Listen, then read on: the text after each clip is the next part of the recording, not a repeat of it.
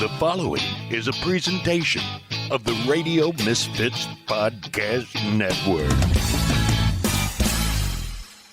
From the birthplace of modern winemaking, Sonoma, California, welcome to The Winemakers. Local experts Sam Couturi, Bart Hansen, and Brian Casey, along with host John Myers, invite you to listen in as they discuss all facets of winemaking. So sit back, pour yourself a glass, and let's hear what the guys have to say this week. Oh, yeah. Oh, my God. That's amazing. Oh, I wish I had my Viognier today. Well, that was a good morning. We wish we had your Viognier today. Yeah. Good morning, pour. At Anyway, the very least a I don't third even of have my coffee. Let alone hey everybody, wine. welcome to the Winemakers. I'm John Myers with You know what? Brian I'm gonna Casey, say it Bart twice. Hansen, Sam Couturi, fresh off the Grateful Dead. So who knows what he's going to be like today? He has a glow about him. He's I got am the look. here. Mentally or The physically? second giant cup of coffee really did a better job than the first one of cutting through the cobwebs. I'm sure. And then a little splash of Viognier helped too. Absolutely. Perfect And- case of more is more. Yeah, exactly. And you are hearing our very special guest, friend of the pod, friend of ours, Nicole Love you Rolet from guys. Chene Bleu. And, well, you've got Fine Minds for Fine Wines, Rini Global, all this stuff. We had your Grenache. husband Xavier on, 3 weeks ago? Xavier. And what a wonderful, wonderful interview that was. Really fun show. He's a really special guy, and it's good that you got a chance to chat with him because he's a bit like a snow leopard. He's always behind the scenes, but nobody ever has a chance to meet him. And he's actually the brains of the operation, so it was good that you had a Well, chance welcome to meet to him. summer in Sonoma. Sonoma is the home of the Snow Leopard Conservancy, Yes, it is. which has an office over by the Fairmont, yeah. I It don't does know. not. They do, and it's just this tiny little building, and I don't know exactly what they do to conserve the snow leopard, but they have They an help. office that's been there forever. They help. They help. They do something very helpful for the snow They leopards. take cash from here and spend it over there on snow leopards. Why not? It's a good That's good business plan. I like it already. Exactly the model. There's plenty of money here to take over Exactly. there. So, well, welcome again. Thank you so much for being a guest on the podcast. I'm delighted to be here. Oh man, where have you I been? wish over everybody the could see weekend? this setup. It is so incredible with your little table outdoors and the flowery tablecloth and all the wines and glasses everywhere. Wow, this is the way to live. We're evolving We are slowly. Well, slowly. this is the way we do it here. So, Brian. Well, I mean, people that have listened to the podcast from the beginning are probably familiar with Nicole and the Chene Bleu project. A project, I call it, because it literally The was capital a P, don't forget the capital. Capital P. I mean, a priory giant from sucking like the sound of 9th all our century. time and energy and money. Yeah. Yeah. What Um, episode was that? Let's reference that. Episode 53. 53. Okay. And we live from The Girl and the Fig. during like a weekend brunch. Right. It was, we had taken up a giant table and all the attention of the servers. Meanwhile, there was, 300 people looking to cure their hangover from the night before. Hey, we're with some not mimosas. demanding. we just want. Oh, to have yes, you fun. No, I think that was it. We had the best party at the going that morning. And I don't know how deep we want to go on Nicole's introduction. I mean, we can go back to her 1-year-old birthday party, sitting at the table with the, her mom being a food writer, her father being a wine collector. Talk about schooling at Vassar. We can talk about David Rockefeller and think tanks, but why we love her is because of her passion for wine. And that's what, most of us first met Nicole is when she was over here in the United States, and we would see her at Hospice de Rhone, and see her at the Girl and the Fig, and we enjoyed her wines, and so we've just been all fans from the beginning. So it was actually really cool to meet Xavier and get the he didn't really tell the other half of the story. He's very modest. Yeah, but Nicole's journey into wine and then taking over this piece Project. of property in the Ventoux is just an amazing story. And I guess we've referenced the episode if you actually want to go back and listen to this whole project. The one thing that I always remembered, Nicole, from you telling me is that the property was in a state of disrepair, and the I think it was couple that was fighting over ownership, or it was a divorce settlement or something, and so Inheritance sheep feud, yeah. basically sheep had taken over the property. And so the one thing that always sticks in my mind is this image of how high the sheep shit was in this house when you guys had to go in there Talk and about a selective basically dig memory. it out, right? I tell stories when I tell wine, when I sell wine, and so the imagery of walking into this house and just seeing feet of, oh, I mean, And the Well, petrified let's, sheep dung. At least Yeah. talk about, we said 15,000 foot view. Maybe that's the 3,000. It's about how high it is up 5,000 there. meter view of Chene Bleu. Just I've driven up that road. right. It's a scary road. Yeah. It is. There are basically two kinds of people that come up that little winding road. The guys who come up pale with their knees shaking and immediately needing a drink, and then the ones who are just spring in their step. They've not had that much fun in a long time, yeah, we had and fun. they need a drink. Yeah, we So It's such a but beautiful it's definitely property. a challenge. So what are you doing with the old blue oak tree now? The oak tree. You're skipping to the new punchline. going Yeah, on right, there. right. Well, yes, that was that was really sad when it fell a couple of years ago. It was one of those classic things. We knew it would happen. They had, when we decided to paint the oak tree with copper sulfide, we put a lot of thought into what that would mean when one day it would leave us. And we were told it had about 5 years on it, and it stuck with us about 15. I still cried, and your grandmother, even if she lives to whatever age, leaves this world, or your dog or whatever, it's always sad, even though you know it's coming. So I gave a lot of thought to how to replace it. I did a little reach out to everybody and anyone. I think you got the email saying, hey, any ideas? What should we do with this to replace this oak tree? And long story short, through that reach out, we were put in touch with some really exciting designers / architects / sculptors based in Italy. And we have an interesting project which we're hoping to unveil in the spring with a giant party. If you want to come and see the new oeuvre, Oh, we're going to be there next so, spring too. it's a nice metaphor. You'll see. But how did you involve people? Because I know originally when you were looking for a name for the property, that was something, it was almost like a contest, and you let people submit entries, and then you finally decided on the Chene Bleu to sort of immortalize the oak that was on the property. So this time, what did you do? You said, hey, does anyone have an idea of how we should replace the tree? And did a bunch of artists just say, hey, I can create a 50-foot crystal tree? Kind of like that. Yeah. I think every time I get to a dead end, and in the first case, there were 4 of us doing the heavy lifting on the project, my husband and me, obviously, but also this his sister-in-law and her husband, and the 4 of us couldn't agree on a name for the wine, so we went back and forth a lot until we had this idea to reach out to all the stakeholders around this project, and it was really exciting. It really helped us get lots of good ideas going. So sort of crowdsourcing of ideas. This time around, it was similar. And I just believe in that, right? That's on my label, right? Non mihi, non tibi, sed nobis. Not mine, not yours, but ours. Anybody who wants to get involved in any aspect of what we're doing is very welcome. And we're always happy to help others, other winemakers, other people in the wine community, people just starting on their wine journey who want to know more and lead them to places like this, to podcasts like yours, or people who are veterans and think they know everything and are ready to venture off the beaten path into the new unexplored areas, especially in France, because people tend to go to France as the new world, the old world, and thinking that it's going to be all about tradition and reference points, great masters from which they'll take inspiration for cutting edge new stuff. And I think it's fun for them to discover that even within traditionally old world countries, there's a lot of new exciting stuff happening, and the regions that are less known tend to have a bit more freedom. Yeah. Freedom in French winemaking are often not used in the same sentence.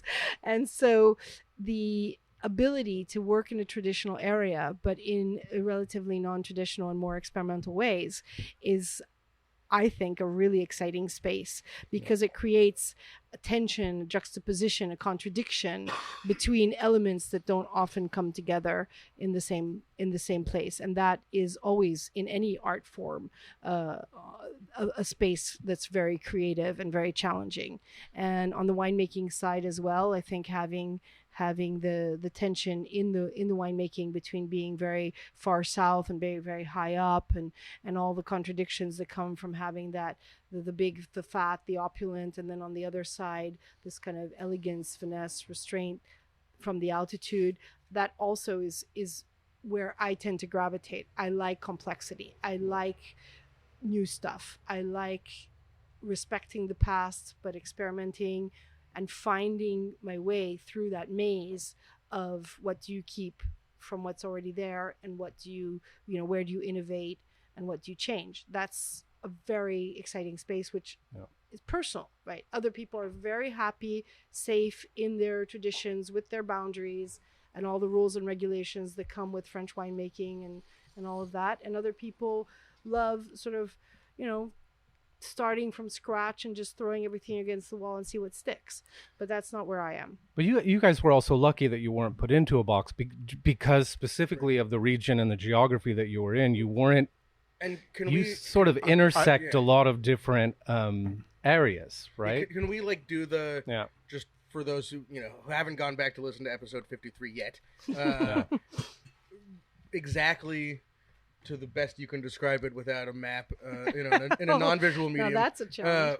Where the estate is, and both geographically, geologically, and how it sort of intersects several or at least a few AOCs, right? And I just want to add one more thing to that. All the questions all at once. Yeah, can you also talk about? Can you talk about Ventoux and the mountain? Yes.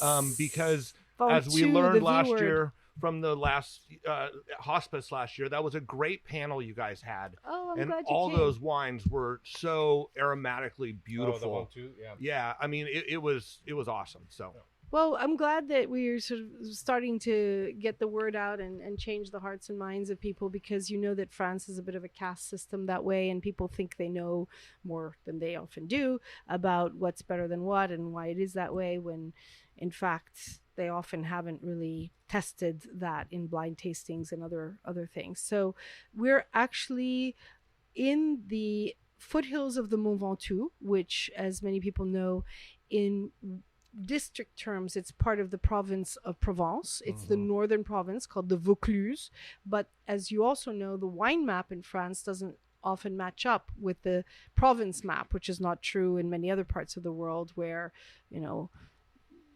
Sonoma, Napa's Napa, right? All of that. Whereas in France, the redistricting is so different that, in fact, we're in officially the heart of the Southern Rhone. So if you look at a two-dimensional map, you're going to assume that being right above Gigondas and next, very close to Châteauneuf-du-Pape and all of that area, you'll be like, oh yeah, I know what to expect. Big, juicy, flavorful Grenache, lots of good texture. But, ooh, let's watch those alcohol levels. Ooh, is it over the top and all of that stuff? I like the more restrained wines. Am I going to be in kind of palate-burning territory? If it's not well made, the wine from that region can be quite dense, and not everybody likes that style. So if you look at the third dimension, being so high up in this little eagle's nest, right, a little piece of Gigondas, and then going up another 100 meters from there, you're talking on average between 16 to 1800 feet, which for us is like super high. I mean, there are very few vineyards that thrive at that altitude. They have to have the right soils, the right conditions, etc. For reference, like people who know Sonoma or Napa, that's about as high as we get for vineyards also. Mayacamas is at about 1,800 feet, the top of of Corbin Cameron goes up to about 22. So that's the Moon Mountain District elevation for reference. Yeah, and also now everybody's rethinking a lot of that stuff, right? Because with global warming coming down the pipeline, they're scouring the globe for places that have altitude, right? And that Xavier mentioned that a little bit about Nepal, which was one of the most interesting things that came out of his mouth that day. That's an exciting project at the Aoyun vineyards there. And so from that point of view, he's always 25 years ahead on stuff and everything. So never take a long-term bet against him. And he was quite prescient about the helpfulness of altitude in winemaking and how that brings this fresher dimension. So to your question, if you were to come to visit us, you'd drive to Vaison-la-Romaine or Malocène, which are right at the foot of the Mont Ventoux, and then you'd head up the mountain past the little village of Cresté, and then you'd drive for a good 8 or 10 minutes, which is not that long, but it feels long because there's nothing else. You go through these woods and you're sure you're lost and that your GPS has put you on the wrong road and all that stuff. It's a tiny 1-lane road. Exactly. You call me and you say, I'm sure I'm lost. I haven't seen you yet. And I just say, keep going a few more minutes. And that's where we are.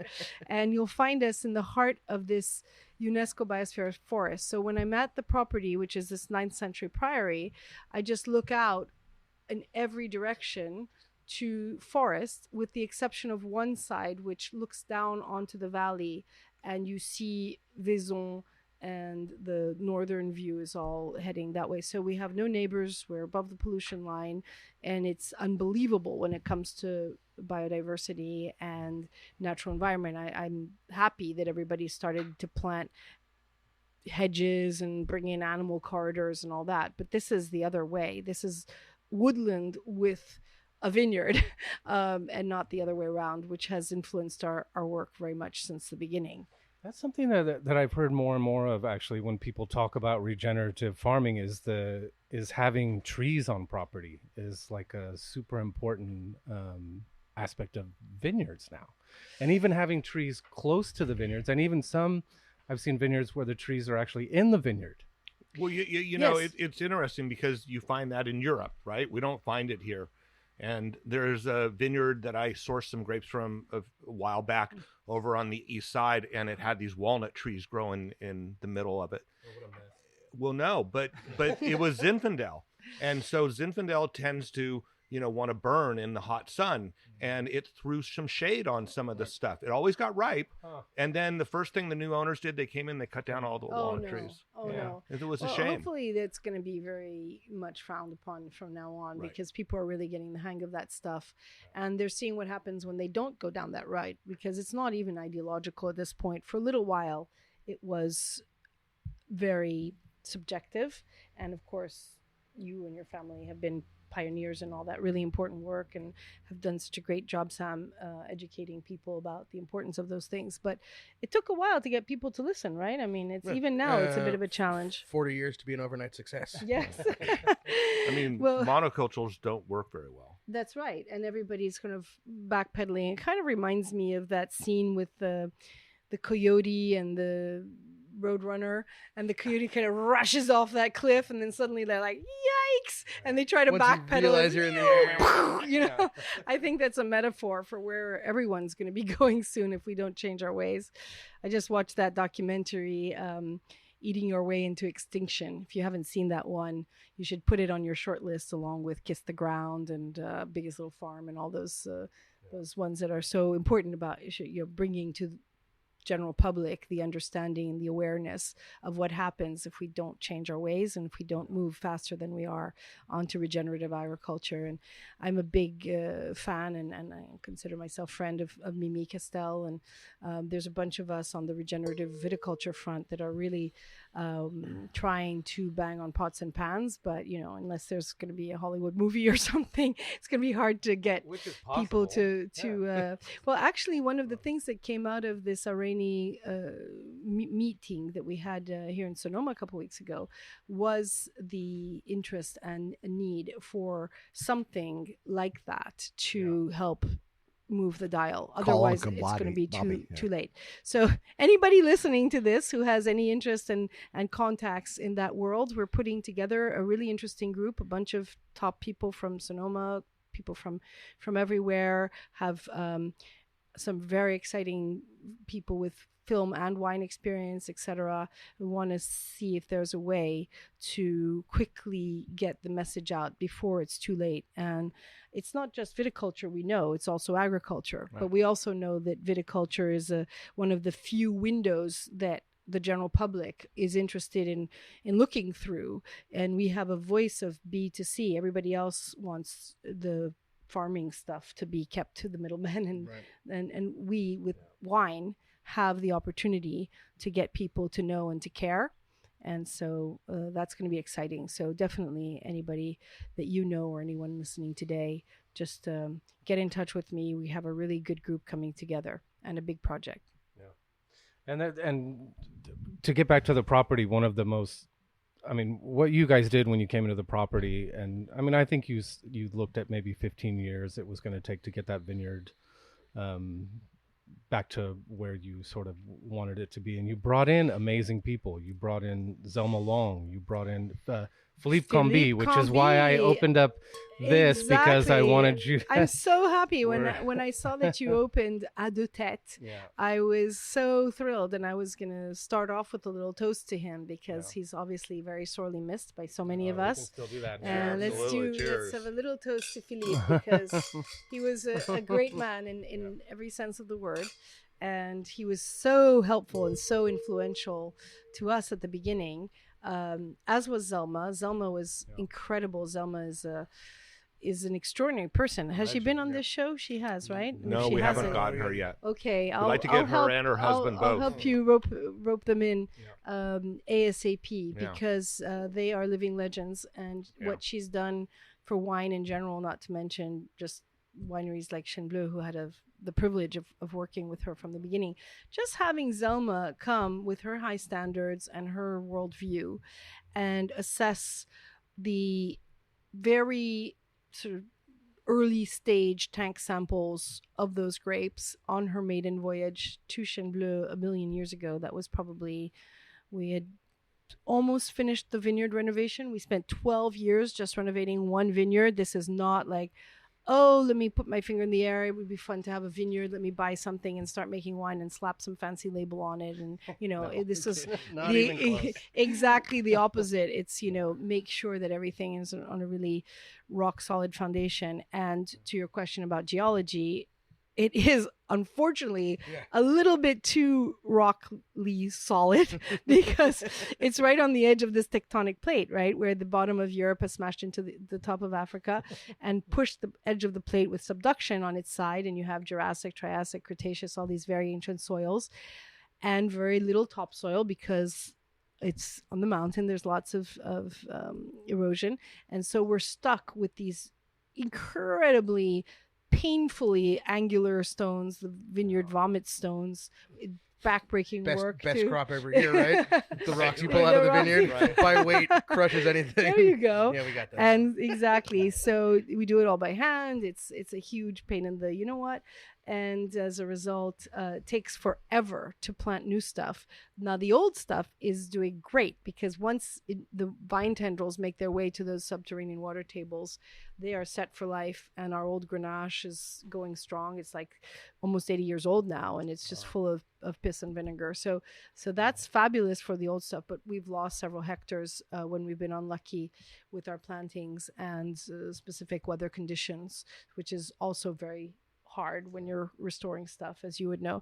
So with all of that, we did spend lots and lots of time redesigning the blocks based on our observations, and that takes many vintages to know what's what. And so is that like redesigning by row direction or variety and rootstock, all of the above? All of the above. So what's the main thing that happened is we inherited a vineyard that, for various historical reasons that cannot be connected to logic, was sitting on top of 4 appellations where they connect way up in the mountain. And it was literally like straight lines drawn in an office between districts. It had nothing to do with people coming over like they do. Nobody was there. No one came in because we had no neighbors. There was no vested interest. It wasn't a valuable vineyard at the time. So it was, as you probably recall, a very prized historical vineyard in the Middle Ages with the Templars, etc. Yeah. But then when they did the whole appellation system, at that point, you probably recall that there had been an exodus from high altitude properties down to the valleys where people had mechanization, tractors, all that stuff. So they had abandoned these low yielding old vine vineyards because the cooperatives were paying the same for all kinds of qualities. So basically, when we came along, there were all these idiosyncrasies that didn't make any sense in terms of making wines to try to fit within these various appellation rules. So we just watched everything. We redistricted everything to be able to mix what we wanted with what we wanted to make what we thought were the better wines. And then if for some reason that fell within one of those appellations, that was great. And at the time, the Ventoux, which we have a big chunk of, the Ventoux appellation was very sleepy. I can say this. I'm not the head of the appellation.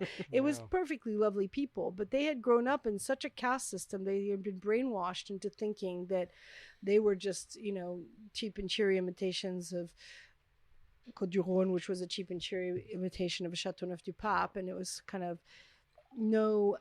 never feeling the confidence to have ambitions to make world-class wine, always thinking of themselves as the go-to for very good quality from the micro terroirs, but always a value play relative to the big boys.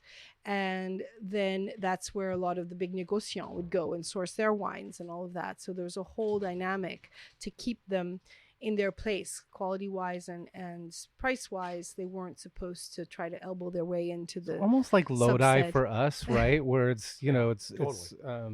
it's people don't think of it as a fine wine until you get someone that actually treats it with respect and starts making wines like that. Yes, you've got to show by example, and then that's usually not good enough. Then you have to put it in blind tastings with a bunch of critics who all think that they know best, and it's only when they're confronted with the reality of why that wine is upstaging some of the most iconic wines at 3 or 4 times the price that then they'll start to rethink what they think they know. Plus, and that takes time. Plus, you have to battle those iconic wines and those iconic appellations because they're trying to maybe not directly dismiss you, but they are trying to, just as you said, keep you in your place. They have to, because that's what incumbents do, right? And I have great relations with the guys in Châteauneuf, and I think in general, people who make really great wine always have appreciation for other people who wake up in the morning trying to make really great wine. In the case of Chene Bleu, the scale of our production is so petite that it's going to always be inconsequential relative to the big producers. And so theoretically, if they're being rational, they have a lot more to gain and a lot less to lose by letting new people in, because it only helps the reputation. What they should be afraid of is people making crap and selling it as Châteauneuf or something else like that. And like, luckily, the ecosystem in Châteauneuf today has evolved so much with the good work of Michel Blanc and a lot of the people that are really looking after the appellation to focus on good stuff, let go some of those little parochialisms that characterized those villages for a really long time. Remember all the infighting? There were 2 syndicates. It was all that kind of... Right. The 2 cartouches. Yes, so much time and energy wasted on that little stuff. And fortunately, a lot of those people being now world-renowned citizens of the wine world have moved away from some of that. At least that's what I've found. They've invited me to be on the échansonnerie of Châteauneuf-du-Pape. They do reach out to people in ways that would have been unthinkable 20 or 30 years ago. Well, and one of the things that you've done, and one of the reasons we love having you on and talking to you is, sure, Chene Bleu is, this little eagle's nest, remote from everything, small, but you've built sort of a hub of the international wine world through that your little spot on the mountain, and I think pushed everybody to sort of, make it, let go of those parochialisms and the provincialness of, classic French wine world. Will you talk a little bit about, the fine wine and for fine minds or great minds? I don't know. My mind's not great today. So it's fine minds for fine wines, yeah, which right, has kind of morphed into the Arani. Arani Live, which is part of this bigger umbrella organization, which is the Arani Global Institute for the Future of Fine Wine, which I co-founded with the amazing Pauline Vicard, who I really hope you'll have on this show. She's something else, and we hope you help us make that happen. We'd love to help you with that. yeah, she's a real dynamo, and she's still very young in wine and vine terms. I think probably, I don't know, want to talk publicly about her age because she might be self-conscious, but she's young enough that she shouldn't be self-conscious about her age, and she's so dynamic and has such a clear idea. She's also like something like an ultimate frisbee champion or something crazy. So she's got that ability to kind of, she's one of us, get the Sonoma State. Exactly.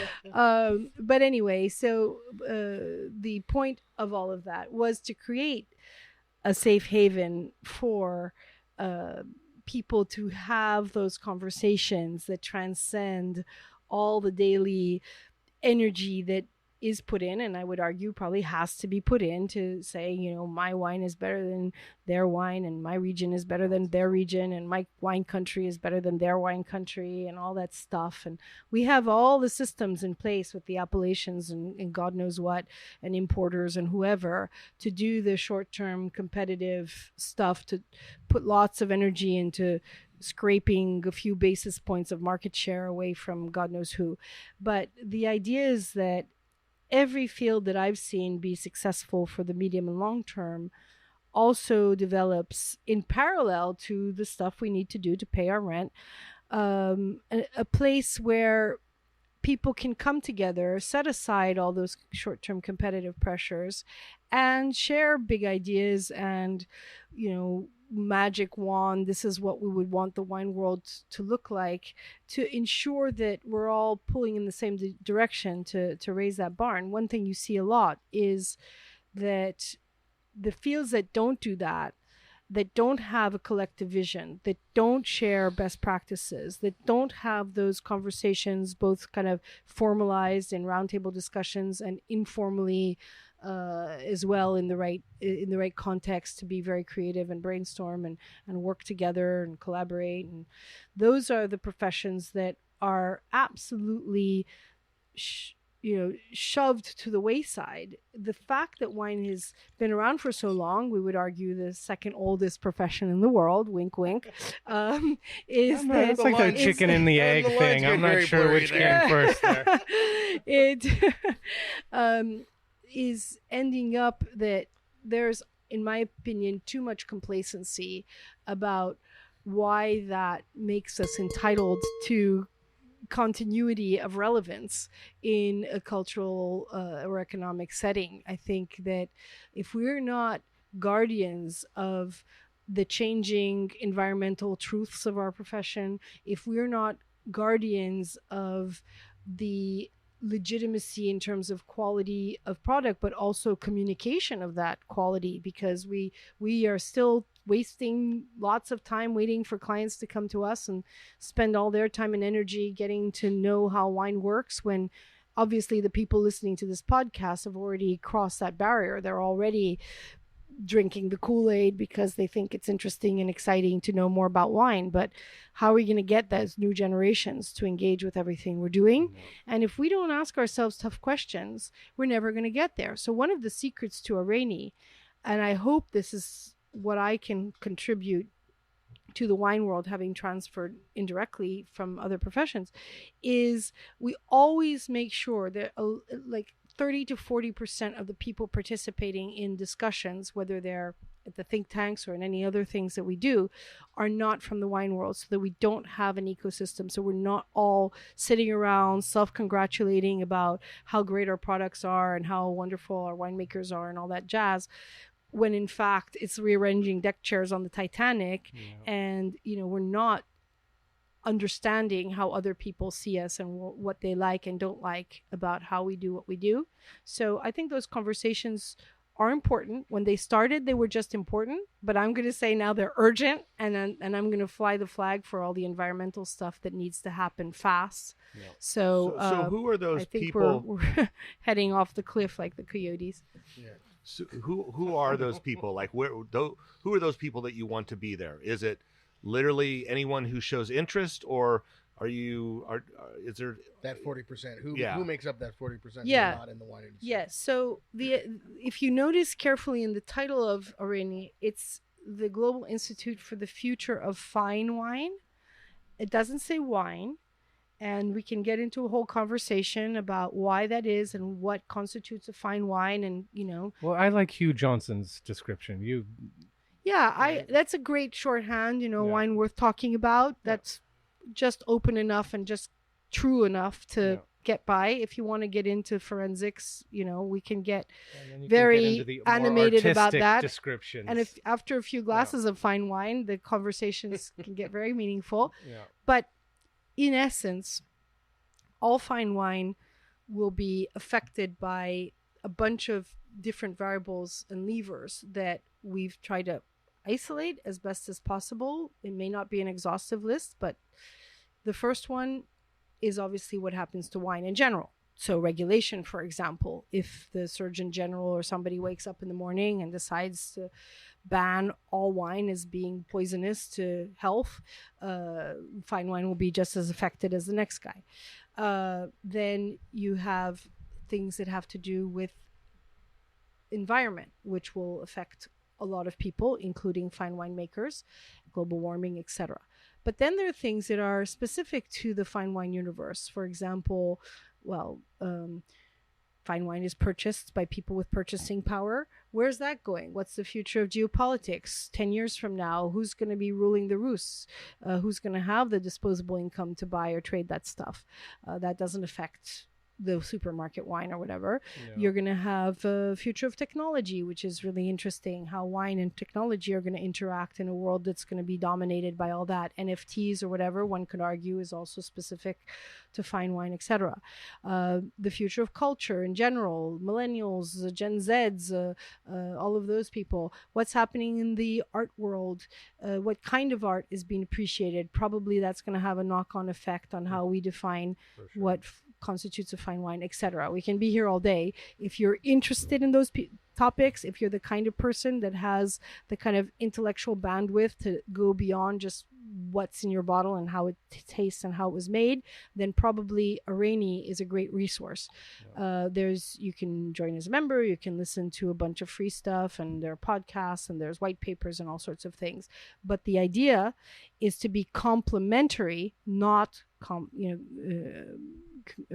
confrontational with all those great wine bodies that are already out there doing a great job for their mandates, like the Institute of Masters of Wine or this or that. We're not there to step on any toes. We're only there to fill a gap between stuff that's somehow fallen through the cracks and not really been handled in an objective, safe space by anybody else in the wine world. And that's why it's very inclusive, and that's why we collaborate with a lot of those guys, like we did just now with the California Institute of Wine, all sorts of things. We love to have those kinds of collaborations. Yeah. Well, it seems like you've taken, actually, it's not like you're magnifying things. It's like you're sort of coming up and taking a broader view and incorporating a lot of things that, some people are just making wine and they're doing their thing, trying to pay their bills. Absolutely. Yeah. As we all are, Yeah. But that's my point. If you don't make time in your busy life to think about whether you've programmed the right address into the GPS, it's just as much time and energy, but you might end up in a place that wasn't right for you or for wine in general, or for the planet for that matter. And that's why it's helpful to do that in collaboration with others. It's hard to do that on your own. Yeah. It's hard enough to do that for yourself on your big birthday or whatever. Totally. You're like, where am I at with my life? If I'm happy with this, that, and whatever, do I need to rejig a few things? Do I need to, and that's the idea, is to do that on a more collective level in the wine world. And all opinions and all backgrounds are welcome. So even if you're not a wine professional, you're going to have insights onto what you think the fine wine world should be doing, and we want to hear them. Yeah. At what point did you decide that, hey, the home vineyard's doing okay, maybe I can start to branch out and start to do other things? Have you made that decision Yeah. yet? I mean, No, it seems not like at you. all. It seems like you have, though. I mean, you've been traveling It's a kind of lot. hardwired into who I am. I mean, obviously, having worked in the think tank world in my previous life, that has a lot to do with it. I know I've learned firsthand what the value of it is and how that works and how to structure that kind of thinking collectively and not just individually. But it did come out of the 10th anniversary of Chene Bleu commercially, right? It was 2017, and we said, okay, do we just have some big party and do a bunch of self-congratulatory stuff saying, yay us? Or do we just open a bunch of bottles and get drunk and whatever? Or do we kind of think about what's the DNA of Chene Bleu? It's kind of the thinking person's wine. It's a little insider's thing. It's people who care how wine is made, why it's made that way, who share our values, who have the same mindset, who are pretty much mindful people in what they do. And it kind of attracts organically a community of other people who have the same values, right? I can come halfway around the world and meet Sam, and immediately we're going to be having so many things in common in terms of how we make wine, how we mind our soils, etc. And so that's really, it was only going to be a one-off. It was to say, okay, yes, it's great that we've done X, Y, and Z, but now that we set our sights to the next 10 years, do we want to just play our greatest hits, or do we want to think about what we can be doing better or be more relevant or more helpful? And that led to, well, where is fine wine going? And that's how this whole thing was born. And so to your point, no, I don't have enough hours in the day. I kill myself with work. I don't see my family. I travel constantly, but I'm also constantly every single day on the phone with the winery, checking on all sorts of boring behind the scenes stuff. Did the bottle show up? Which is not. Did the bottle truck make Did it up that terrible the bottle show up? road? Hey, that's a big one. Yes. Are you That is having a so many big labor problem. and supply shortages here? Everything, Or in everything. France? You name it, we have it. Okay. We have all the behind the scenes problems, just like everybody else. This is maybe not the place to whinge about it, as they say, to whine about those things, because every winemaker is going through similar challenges right now, to get bottles and to be prepared for what comes next. But you just have to, if you love what you do, if you believe in it, and you think that it has to be done, I think you just do it, and you'll sleep later. Well, let's talk about some of your wines. Excellent. I got involved with you, decades ago, I guess, and I was drinking Abelard, Heloise and Abelard. Yes. And now you've got a brand new Grenache blend on the table that I have not had before. Abelard and It's Heloise. It's beautiful. Oh, thank you. Oh, it's It stunning. has to me good. the I don't know if Combi was directly involved in this or not, but it has that signature black licorice sort of like spine down the middle that he sought in great Grenache. That was his like pinnacle of what great Grenache should have. So that just, to me, it's I think, I don't know if we toasted Combi with that in my glass or not, but it definitely. I'm so I glad taste his you can influence there. taste his signature there, because obviously Combi being the king of Grenache and Alain Graillot helping us with our Syrahs, we were we lost them both in the same year, and I'd like to raise a little toast to Alain Graillot as well, who was a great man in a completely different way, but also one of my mentors. I've had the fortune of between those guys and Peter Sichel, David Milligan. I mean, I've really been fortunate to meet some of the greats, of course, along with Zelma, in their active wine lifetimes, and this Grenache has a secret ingredient, right? So you made reference to Abelard and Heloise. Those are, of course, our flagships. Those are the ones that put us on the map. The Heloise being the Syrah with a bit of Grenache, and in the kind of northern Rhone showcasing the cooler climate Syrah style that we have, and then the Abelard being the Grenache with some Syrah, and that one's, of course, in a very more southern Rhone style. This one is not part of that family. There's little baby wine that's part of that family as well. This one is a separate animal, and that's because it has our first Mourvèdre. Now, we fought long and hard for Mourvèdre. That was a tough battle because everybody warned us at altitude, being late ripening, that's not a go-to grape when you have a high altitude vineyard. And we did struggle. We planted a couple of hectares. We really wanted it. We have a great relationship with somebody who makes really great Mourvèdre, the Château Pibarnon, Éric de Saint-Victor. He's really great. If he comes out here, you've got to pin him down. And he was such a gentleman. He's definitely one of the people who was very kind to us when we first started. People were just very dismissive of anybody starting a new vineyard because they know how hard it is and they assume you're going to fail. So you're kind of like guilty until proven. Restaurants, they'll be gone in a year. Innocent. But anyway, so great Mourvèdre, lots of problems planting them. Finally, they caught hold. Took a long time to come into their own. For a long time, we just put them in our rosé. So, rosé has usually had a good Mourvèdre backbone for the last 5 years. And this was our first venture into using it as a GSM blend, which of course is not original per se. I think what hopefully gives it its originality is the fact that our Grenache, as you said, is very specific. It's a very high altitude Grenache. It's got that licorice. It's got the much more savory style, the density, the concentration that you would typically not expect from Grenache, right? Which is usually always the velvety, voluptuous mouthfeel, but never quite as intense. And that's our secret. Because of our altitude, we like to think that our Grenache is concentrated by the wind and not the sun, because it dries out those little berries. It leaves us with this very sticky juice and texture, but it doesn't have the heat and the alcohol levels, right? You're not getting that burning sensation on the back palate. Yeah.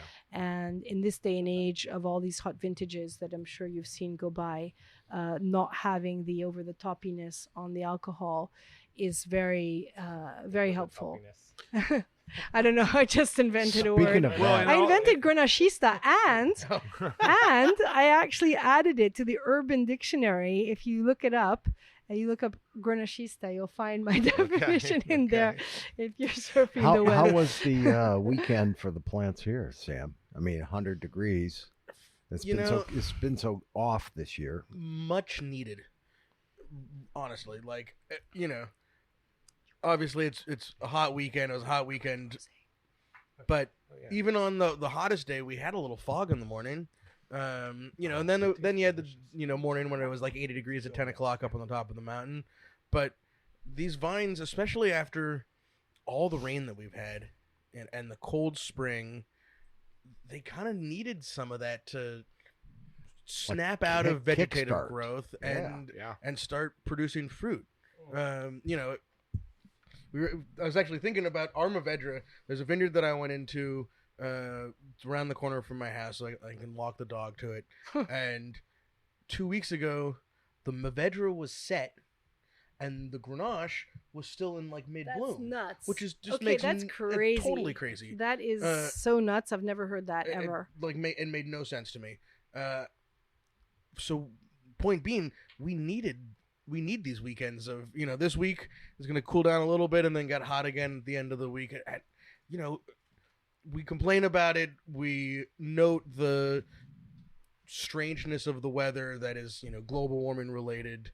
But at the end of the day, we grow grapes in a warm grape growing region, and you need some. It's summertime. It's supposed to be California sunshine. We need some California sunshine. Last week Phil said the grapes thought it was June 1st. Yeah, and it's maybe almost now August. We've made it to July 4th with this weather, maybe, and we're now, whatever today's date is. Time has very little meaning at the moment, but yeah, we needed this warm weather. So and still worldwide, it's a heat wave. Yeah. the coast of California is like the only place with cold ocean water on the planet right now. And it's dangerous because be careful what you ask for, you may get it, right? Yeah, exactly. So it's always a fine line. Nicole, I want to make sure we don't overlook the rosé that we tasted first and haven't talked about. Which is awesome. But I wondered if you could just talk a Rosé. little bit about. I mean, with 26% Syrah in this wine, a lot of times Syrah would totally overwhelm Yes. the Grenache, That's right. and this is unmistakably has Grenache in it. That's for sure.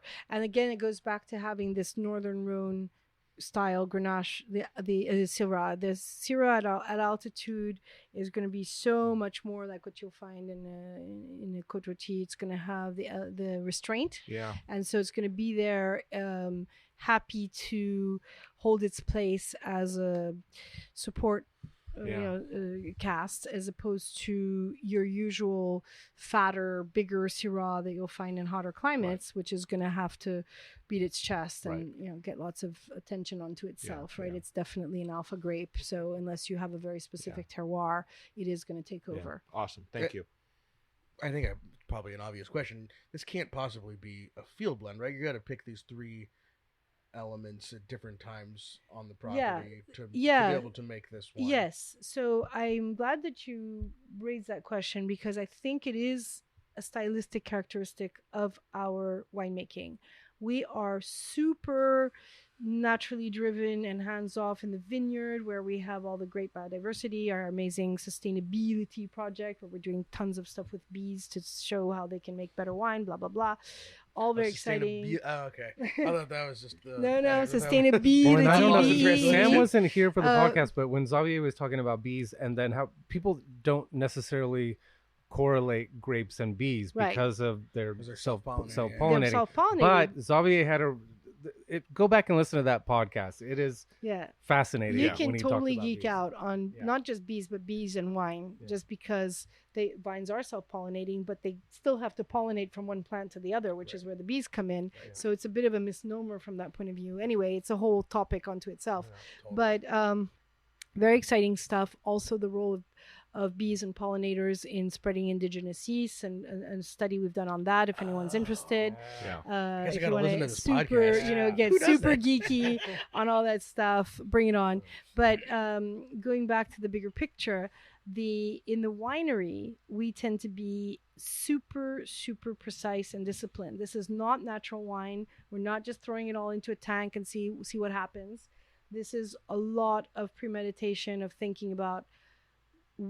We have lots of small tanks, thinking very carefully what we bring in when, how we vinify each tank separately. We've done all sorts of connections between the underlying micro soil sections with the élevage and the different barrel types. And it's very Excel spreadsheet driven to be super careful about how we do our blends. So we tend to blend late. We'll let the full élevage in this winery, just the grapes in these small micro cuvées. And then after we've done a long élevage with often a lot of oak, because we like releasing our wines late so that we have time for the oak to integrate, but then we get all the benefits of oak and none of the, short-term overwhelming parts. It's expensive and complicated to do that, and it took me personally a really long time to get my head around barrel work because that did not come easily. I was very panicky about that. Much better at the stuff that comes later with the blending and tasting side because of how I came into wine more through the palate side than the hands-on thing. So it was very stressful on the barrel side. It's very easy to give up and just say, oh, I'm just going to make a easy drinking, fruit driven, no oak, et cetera, et cetera. And yet I think oak can really have its place, which probably is a good lead in to the rosé, because we actually do put 30% of our rosé on barrel for 2 months, which is a long time. And are these new barrels? Well, no, not anymore. okay. They're usually not. They're used barrels. They do though give a lot of advantages. Commercially, it's yet another nightmare because we have a lot of those because of the late release schedule that we're on. It's commercially very frustrating because the trade talks out of both sides of its mouth. The critics do too. Yeah. They're all like, oh, this is so wonderful. The Vegas Cecilia release plan, blah, blah, blah. Yeah. Meanwhile, they only rate, they do the roundups only of the current vintage. They don't even allow you to include your wines. Yeah. And here's the clincher, they don't circle back and check their work and they say, oh, this one's going to drink great 8 years from now or this or that.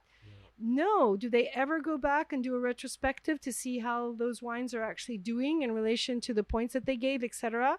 So they're skewing a lot of the wine making for the people in the fine wine world who do live and die by points. They are skewing it to encouraging people to do stuff on the winemaking side, which is not necessarily in the best interest of making the wines that will last forever and do great for the medium term. Can I get a hallelujah? Hell yeah. Anyway, hopefully that will change. And if there are young up and coming wine critics listening to this and they want to try to find their way into the wine world and make a name for themselves fast, I'd say that some of the more established critics have left the field wide open for some people to really have some interesting things to say in the fine wine world about that kind of stuff. So back to the rosé, I'd say that the other things that are very important to me, this blend is totally different from its predecessors because of some realities in the vineyard that led us to being experimental after we thought we had kind of found our secret sauce, our little magic formula that we loved with our Grenache and our Syrah and the Sanso and the Mourvèdre and a bit of the, I'm not allowed to say Vermentino anymore. I'll have to wash my mouth with soap. Roll. Or the Italians will come and get me. But Or the girl in the fig. Okay, there you go. So that was we loved that, and we would just tweak away at the blend that way. This year we tried a bunch of other stuff, and it's actually a very different blend. But the big news is it doesn't have any Syrah, which is interesting. And one of our trademarks is that it ages very well. And I will see how this one does. We think it's off to a really good start. It was drinking better earlier in its life cycle than other years, and it just has some Grenache Blanc and none of the other stuff. So aromatically, Grenache Blanc. Let's talk about that a little bit. How that fits in from the winemaking perspective and what you think brings to. I mean, we love Grenache Blanc here in general on the show and in this winery, but adding it to rosé seems like another, Chene Bleu throwing the rule book out the window and doing what's best for the wine, right? This year, very much so. It was very perfumey. It stepped in very well, in my opinion, for the hall, and gave some of those lovely floral notes that I don't always get from the Grenache Blanc. And I hope that you picked up on how bright it is, right? It's really coming at you. No tartric acid, right? We're at altitude. We don't have to put the tartric acid, which means the wines are going to not start falling apart after a year or so. And also, my special thing, which is to not use any of the PVPP to fine it and just use the ground organic green pea powder, which I think works well. You work with that too, don't you? Yeah, we do that, and that's a godsend. That wasn't available when we started the ground organic green pea, and luckily there's been such a proliferation of products, magic powders that you can use to tweak your wines, and most of them are horrible and chemically based, and they stick out like sore thumbs and make your wine fall apart right away. But some of them, luckily, especially on the organic scene, are really great as substitutes for all the crap.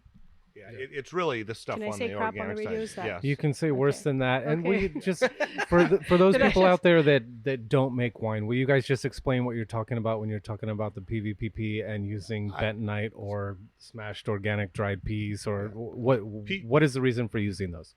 Well, PVPP is a binder, like bentonite, but bentonite is a natural product. Clay. It's mined. It's clay. It comes from the soil. PVPP is plastic. It's microplastic, and we had a great conversation about microplastic with Xavier.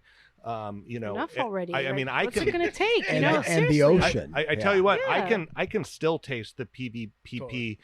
that I had to add to wines very early in 20 my years career. ago. Right. Yeah.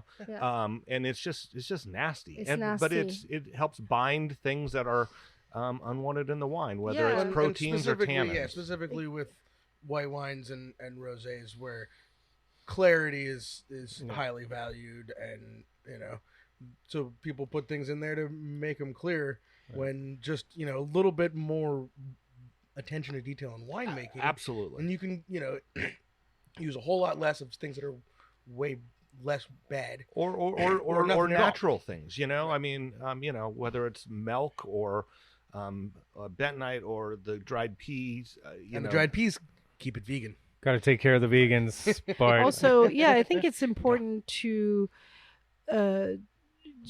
We won't go in at this point with time into all the different methods to make rosé, but certainly if you give yourself the luxury of doing a long cold fermentation with all the lees, that is going to give you the super gunk, right? It's fabulous. It's giving you texture and flavor, complexity, all the stuff you like, and that's going to transition your rosé from some kind of cheap and cheery quaff by the pool into things that are going to be really structured and age-worthy and all the good right. stuff, which is fabulous. I mean, what a luxury to do that. But then you have this very opaque substance, and you're going to have to take all that gunk out, and that's where the fining agents come in, and that's why it's so important after you've done all that good work to not ruin it with a bunch of microplastics. Yeah. Well, and you guys even found out, I remember this is early on, but you found that using the smash dried organic peas actually added a little bit of something to the mid palate. A lovely vegetal finish. It has Yeah. a kind of smooth landing, and then it has kodali. You can actually count how long it stays in your mouth, which is not a characteristic. Kodali? Kodali. Kodali, guys, gotta know your French wine vocab. So a kodali is a very French wine term. It is referring to units of time to measure how long a wine lingers in your mouth, like a 100, 2 100. And so, 1 Mississippi, 2 Mississippi in America. Okay. Oh, really? Okay, interesting. So can I say Mississippi as fast as I can say 100? I'm not sure. So that would I don't distort know. your scale. Yeah. So your kodalis are a very important instrument to assess the quality of wines that have the aspiration to keep your interest for a long time, that are not in the cheap and cherry game. I have a really succinct question. Why the hell would anybody think of putting microplastics into wine? Where does that come from? Well, Plastic in it's your, cheap, I mean, and the theory But of the people who use it, their argument will be, oh well, we take it out anyway. When it's finished pulling down the stuff that's in the wine, we're going to siphon out the clear part and leave the gunk at the bottom. But the reality is that they do find traces of all that stuff, just like they find traces of microplastic anyway. in And us. even if it doesn't end up in your glass, it's still ending up in your dumpster or your something, and that's still making its way to. Why? That ship has sailed. There's so many other alternatives. Yes, they're more expensive, but they won't be if everyone starts using them. Well, and they're more expensive right now on the surface, but the cost of using those for society, humanity, the planet, it doesn't get factored into when you buy that bag of PVP. I can't even say it. I don't even know where to buy it. I do know where to buy it, but just like subsidized gasoline, you're not paying the full price of what that does to us. You're just paying at that moment up front, Yeah, and we're all at early stages of figuring out what the costs, the long-term costs are, and all that stuff. And I know I'm on my soapbox, and I apologize. I've done that personality type thing where you do the 16 personalities, and I came out as a campaigner, so I'm sorry if I'm saying that. But I do think if you just take an hour out of your busy life to watch that Eating Our Way into Extinction, where you actually see under the microscope what happens when they put microplastic particles into a little bit of water, and then they show this tiny little subplankton, which then gets eaten up by the plankton, et cetera, and they can trace it with their infrared whatever all the way into the fish and then all the way into the people. It's just nuts. Right. Enough. It's time. We should leave a link to that in the show notes. Yeah, totally. I'm totally curious about it. Yeah, I'm happy to give you a little short list of must-watch movies. Okay. And I promise they're not out there. They're very serious and well documented. These are not just, Flat Earth kind of stuff. Not a John F. Kennedy Jr. Robert Kennedy Jr. presidential campaign level of crazy, like an actual level of reality. That's right. It's been very exciting to plug into the regenerative agriculture movement because there are people all around the globe that are looking for solutions and trying to make those scalable and trying to make those affordable and trying to help young farmers and people who want to transition, who are afraid of that scary period when they wean themselves off of their chemical diets and they have their vineyards or their fields are vulnerable. There are solutions that are coming up, and again, we've all got to work together to share best practices. That's coming. And in the Ventoux, to their credit, I've been very impressed with so many of the changes that are happening. I won't disclose publicly some of the things behind the scenes that have allowed some of the serious producers to all start working together, move the dial, and have leadership at the appellation level that has really done an enormous job in just a couple of years to follow the Sonoma principles of getting everyone on board, making it easier, educating, peer-to-peer learning, etc., because they've really cloaked themselves in biodiversity and the USP of being in a region that happens to have not one but two UNESCO biospheres and national parks, etc. So we really have a first mover advantage in terms of getting a whole region to understand what's so important and exciting about that. And the wines are attracting the vineyards are attracting people from all over the world. Those who were at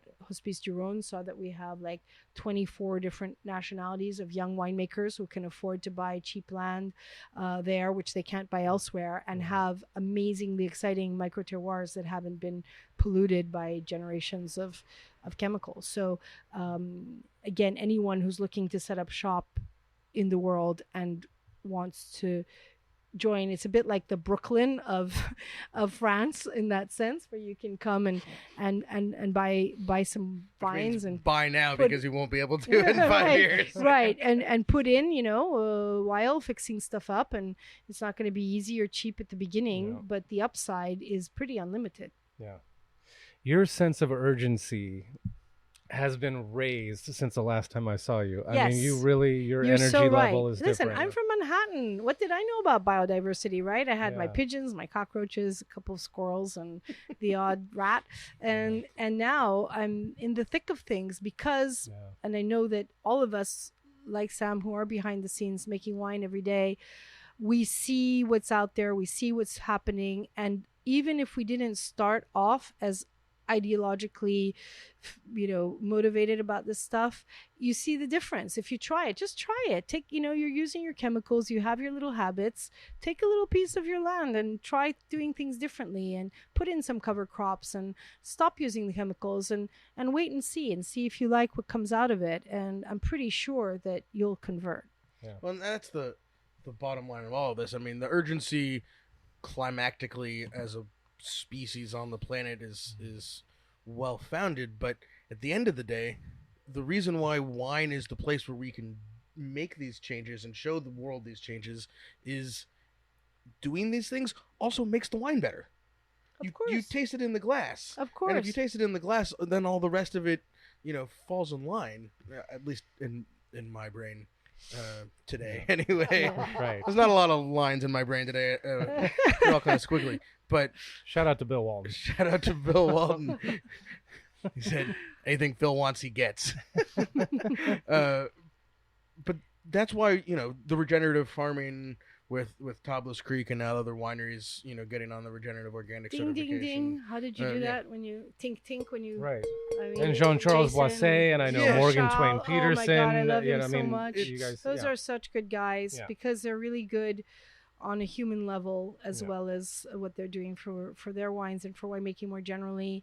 And they have something that I think is one of the most important qualities of anyone, anywhere, which is a certain generosity of spirit, of welcoming newcomers into the wine world, making time for them, all of that, passing it on. I think that's something that you guys are doing so well, is making time, giving people a chance to show what they're doing. I mean, that's how we're going to go forward. Yeah. None of this, I'm the best and look at me and I got more points than the next guy. It's got to all be something we do together. It's got to, and it's got to happen now. And the fact that people who are there, we always talk about the Jackson family, Torres, all these people who have the platform to move the dial because they get attention, because everybody will listen to them, and then the little guys like us at the top of our mountain, it's like that the tree falls in the forest, nobody heard it fall, did it really fall, right? So If it's painted blue, more people hear it fall. I've yes, heard. there you go.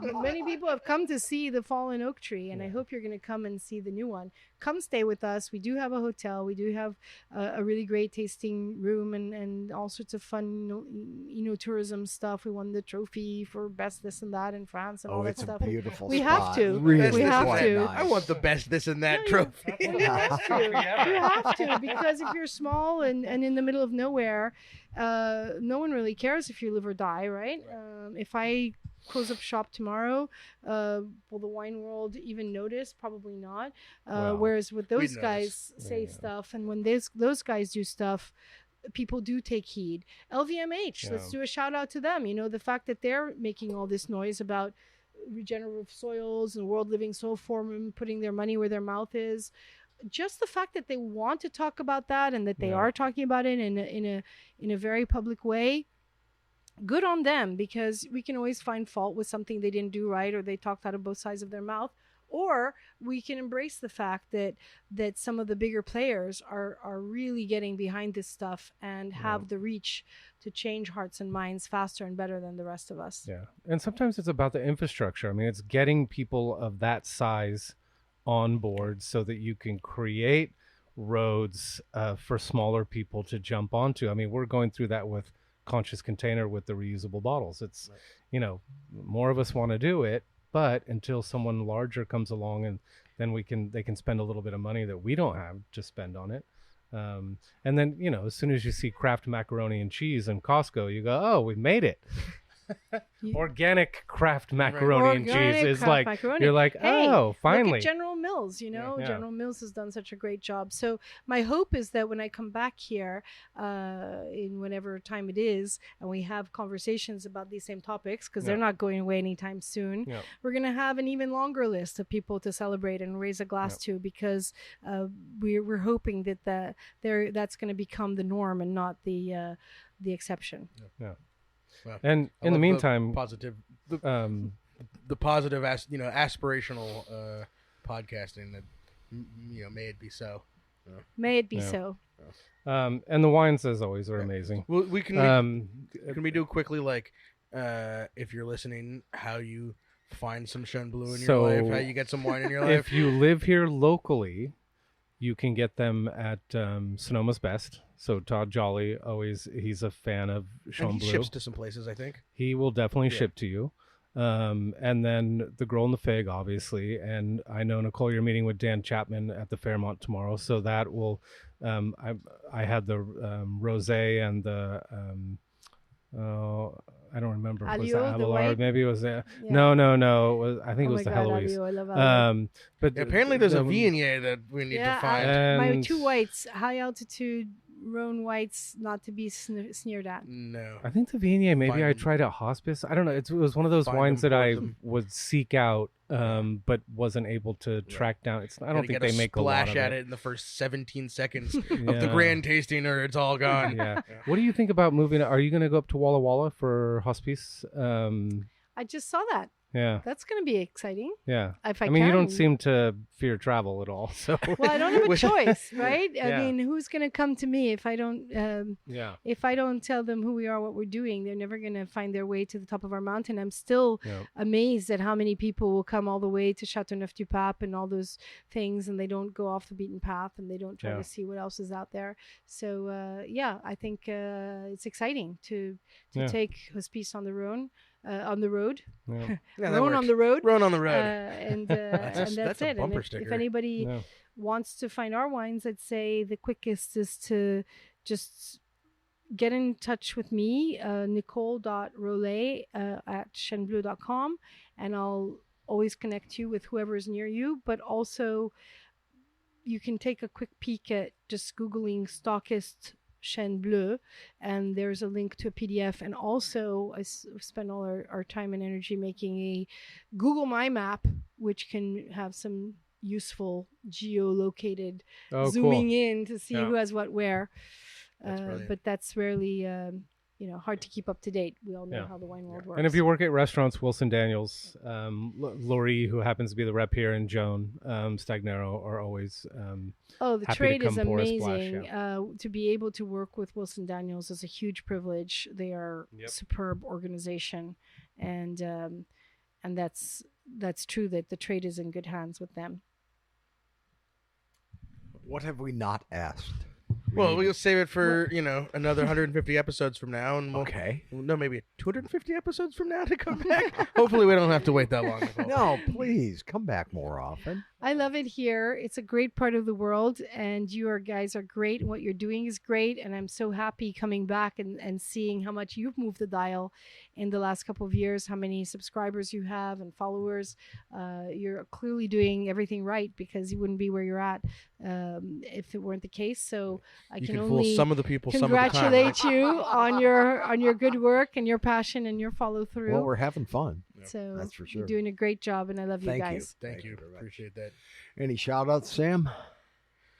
Oh man, we got things happening and things coming up, and I mean, go we can to talk about Grenache Day, but we're actually doing a 3-day event for Grenache Day in September. So if you're Oh, not we busy can- in the we middle can of talk to September- you. We can talk to Grenache you. Day. I think people. We, have heard us do talk not about it, so. push my Grenache button, or we'll be here for another 17 hours. I'm so excited about Grenache. Part But 4 please- of episode. Please, whoever's 30. listening to this, mark your calendar. It's always the third Friday in every year, Or in our in case, every Friday, Saturday, September. What am I Sunday. Right, saying? third In every Friday in September. September. when we're all Uh, really busy, usually harvesting Grenache. We won't be this year in California, but Yeah, there's lots of good opportunities to celebrate, and we have a fantastic organization. We have Marlene Angelos running it, who's a superstar, and we have a Grenache ambassador, Andy Abramson, who's amazing and super dynamic and making his own great Grenache. And it's a really fun way for everybody to get to know the incredible variety of that great grape. Is that it? Okay. what well, do you that's do? cool. Try and top that? No, you No. can't. We You just can't. cut our losses and get out of here while we still have some Can space. you give us a quick? It was quite a music weekend in San Francisco area. We had the Grateful Dead and Company, Company. at Oracle Park. Neil Young was playing at the Greek in Berkeley, and Joan and I went to see our old friend Jimmy Webb down at the Freight and Salvage, which is Oh, a nice. wonderful place. What a man. lovely little venue that is. Oh yeah, no Yeah. kidding. It was, we enjoyed that. There's this article going around about the Taylor Swift economic boost that everywhere she goes on this giant worldwide tour that, all of a sudden restaurants are full and hotels are full. Let me tell you, if you walked around downtown San Francisco this weekend, the doom and gloom of the failing San Francisco No, was no. nowhere to be seen. Yeah. It was deadheads everywhere, filling up hotels, filling up restaurants. David, And let's talk about the 60,000 glorious strong. weather. That was lucky. And perfect weather.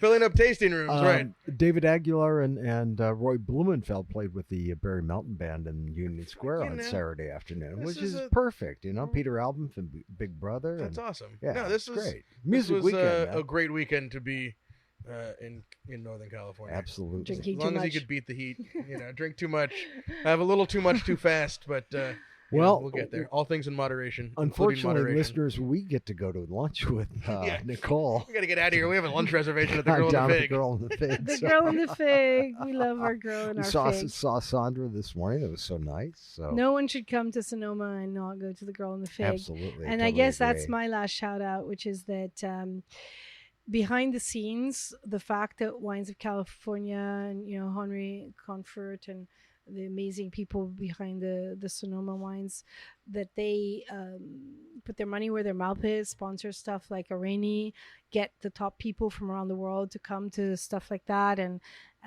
actually don't sit around waiting for someone else to do the heavy lifting, but that they do their part. I mean, that is a great thing. Even Harlan, everybody who really pitched in to make that Areni Global what it was, deserves to be talked about, because there isn't that much wine money in the wine world, as we all know the hard way. And the Slim people margins. who, they Usually slim in the everybody wrong has to direction. make hard choices about what they support, what they sponsor, and what they don't. And the fact that you have enlightened people in your wine organizations that understand the value of having everyone come together from around the world to talk about the future of fine wine bodes really well for this region. So a shout out to them.